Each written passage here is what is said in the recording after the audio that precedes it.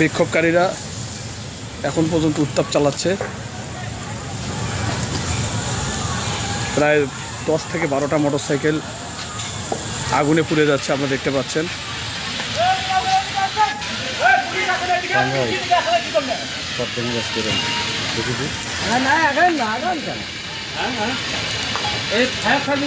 আগুনটা ভিতরে যাবে।